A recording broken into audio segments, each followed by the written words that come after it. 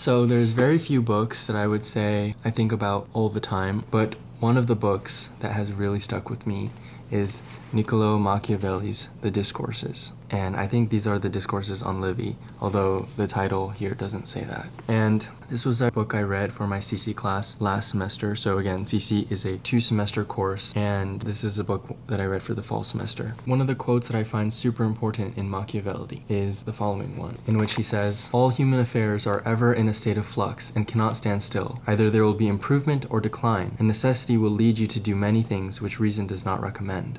And this quote was on my mind because I think we take for granted that when something has been figured out, it's always going to be that way. So when I think about piano, for example, I know that if I don't keep on practicing piano, the music will leave my hands. So one of the skills I'm also trying to keep up is drawing. I drew a lot when I grew up, but I feel like I have less time nowadays to draw, which is why I'm really glad this video is sponsored by Skillshare. Skillshare is an online learning community where you can take classes in a variety of subjects, including but not limited to illustration, graphic design, and animation. I mentioned in a previous video that I'm taking a class on drawing. This has been a really great way for me to designate time to really just keep on building this skill. And the first 500 people to use my link in the description will get a 1-month free trial of Skillshare. So thank you so much to Skillshare for sponsoring this video and helping me maintain my passion for drawing.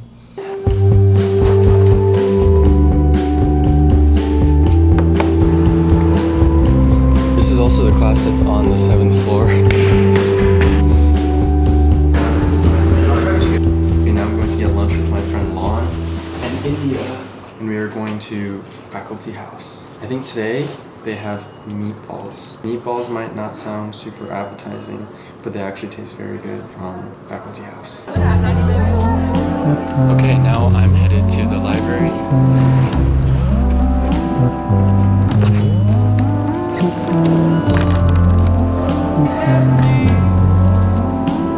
My last class for today, Contemporary Civilizations.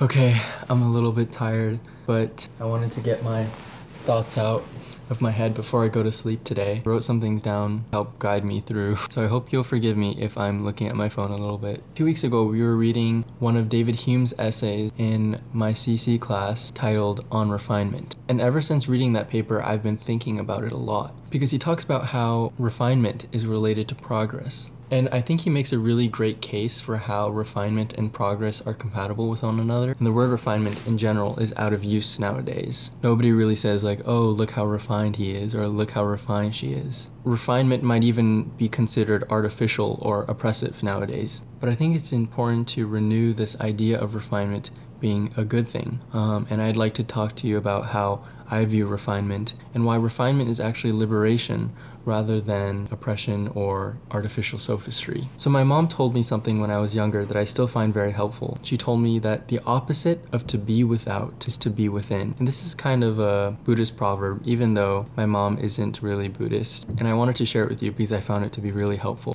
Essentially, it means that if you're not really sure who you are, then you shouldn't look outside of yourself, but inside yourself. So for me, this is really what refinement's about. Digging deep to find your essence and stripping away everything that's distracting from that or everything that's superfluous. And this version of refinement reminds me of a famous quote by Michelangelo, one of the great Italian sculptors, who famously said, quote, "The sculpture is already complete within the marble block before I start my work. It is already there. I just have to chisel away the superfluous material." Or, if you'd like a more poetic version, he says, "I saw the angel in the marble and carved until I set him free." For me, refinement is very much like Michelangelo's definition of sculpture.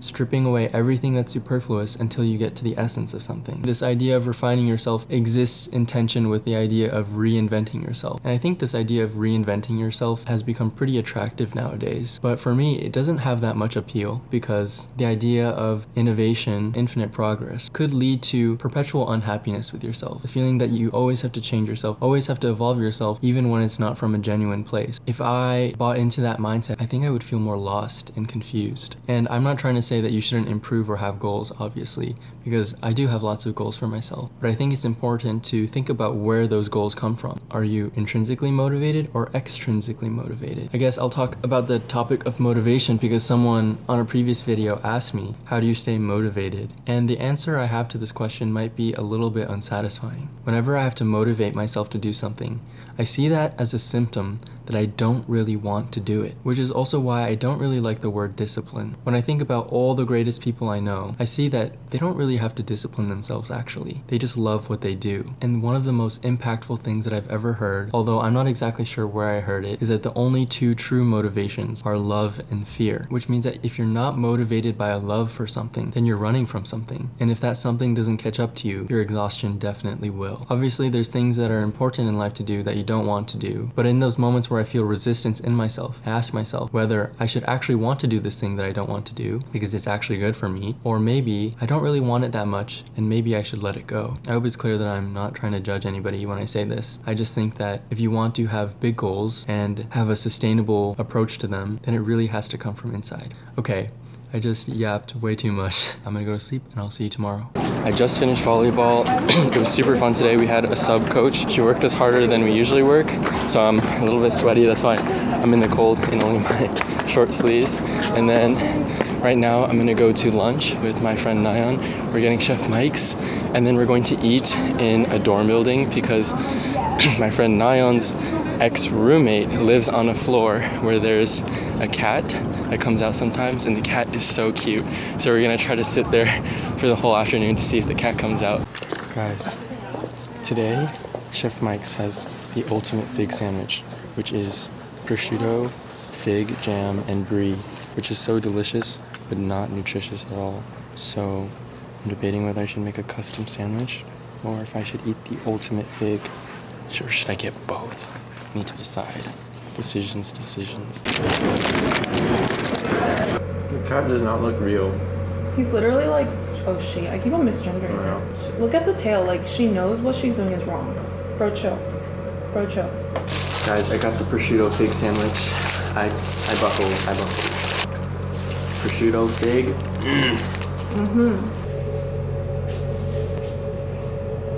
It's coming.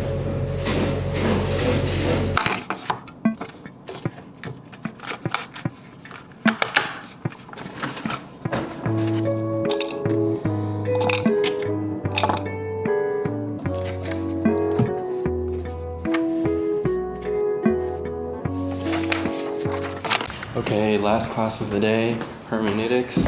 I'm taking the stairs today because the elevator is so slow. Okay, I'm on my way to dinner with my friend Lily, and we are going to Hewitt. Lily was texting me during my whole class. She was like, oh no, I'm so hungry, can you hurry up, go faster? I'm like, bro, I'm in class. I'm not going to leave class to eat dinner. How are you gonna be like, finally, you're here? Oh my god, you just slammed your laptop on the stone floor. Okay, so what's up? What's going on? What's up? Nothing. Huh? Nothing, my life is the same. Wait, what does it say? Huh? What does it say?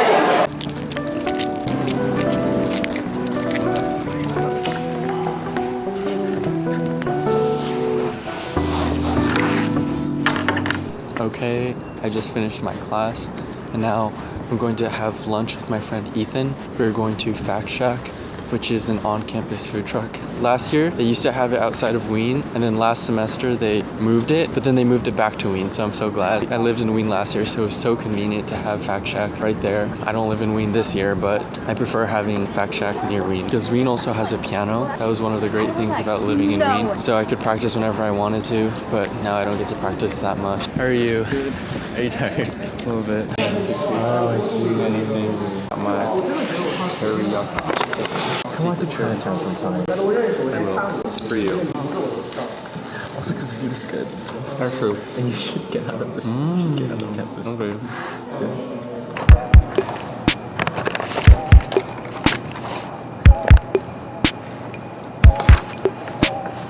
Je fais du midi dans mon lit le matin pour commencer la journée.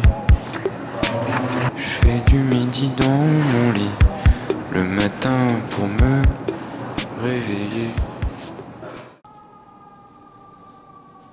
One of the classes that I'm taking right now is called Post-Freudian Psychoanalysis. And one of the things that we were talking about is how after Freud, a lot of people wanted to get rid of Freud's drive theories. But then the pendulum is swinging back. People realize that you can't just get rid of the drive theory or framework. So my professor was saying that everyone wanted to be special, everyone wanted to innovate and make some new grand idea. But you can't just get rid of these fundamental ideas or principles, because then you're kind of left with nothing. Trying to interpret the psyche without any principles whatsoever, which is what some psychologists have tried to do, and to say that everything's subjective, you make your job not only difficult, but impossible. For me, this is related to this discussion of refinement versus innovation, because Freud's ideas definitely weren't perfect. They shouldn't have been thrown out. We should refine them until they become perfect.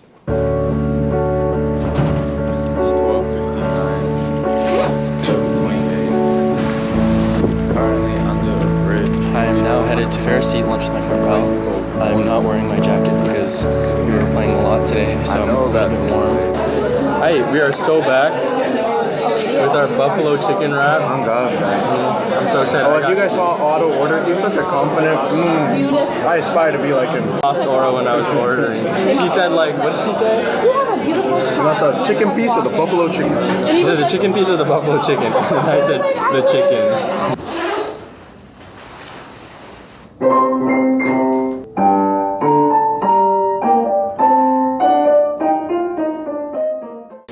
Oops, I lost track of time because I was practicing. And now I have dinner with my friend Danielle. Our dinner was supposed to be at 5:45, and it is 5:45, so now I'm late. We are eating dinner at Hewitt today. Sorry. What? Huh?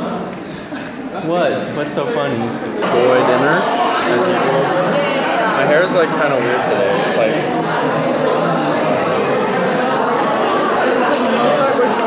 The weather is too nice today. I think this is the sunniest it's been all semester. Like, you can see our whole room is just filled with natural light. Today I'm getting lunch. Super excited. She's so nice. I feel like we have completely different interests. I feel like most of my friends are kind of not similar to me, but her life is probably the most different from my life out of all my friends. This is Carolyn. We are at Diana. We both got a burrito bowl. Yeah. Low-key, I kind of get a stomachache after I eat this bowl.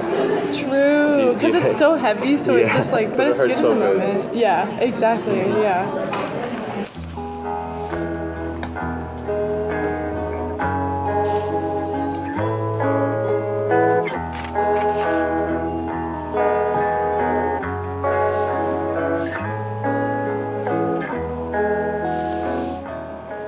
For dinner today, I'm going to Symposium with my friend Andrew. Symposium is a Greek restaurant that's right near campus, and I really love their food. I don't get their kebabs. I get their dish called the chicken a la grecque, and it's so yummy. Although Symposium takes a long time to cook the food, so make sure to budget that time if you ever go there. It is a Columbia classic. A lot of people go with their Lit Hum class or their CC class, and the food is good. I promise you the food is good. So I'm gonna go meet my friend Andrew. It's a little bit cold. It was really sunny earlier today, so I'm surprised that it's so cold now. I feel like these trees look shorter than they were before. I don't know how to explain it. I wonder if they trimmed them.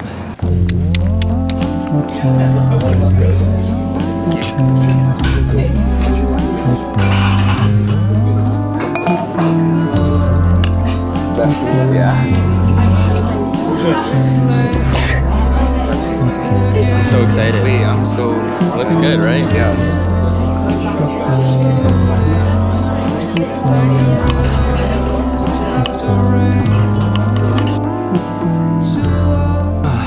Okay.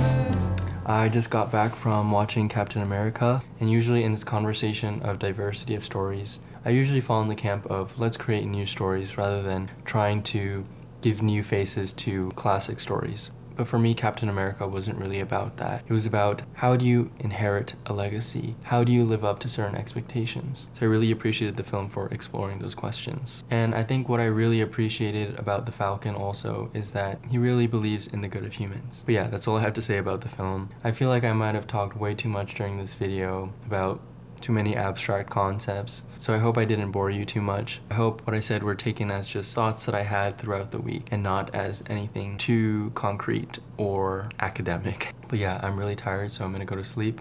But I hope you enjoyed the video, and I will see you in the next one.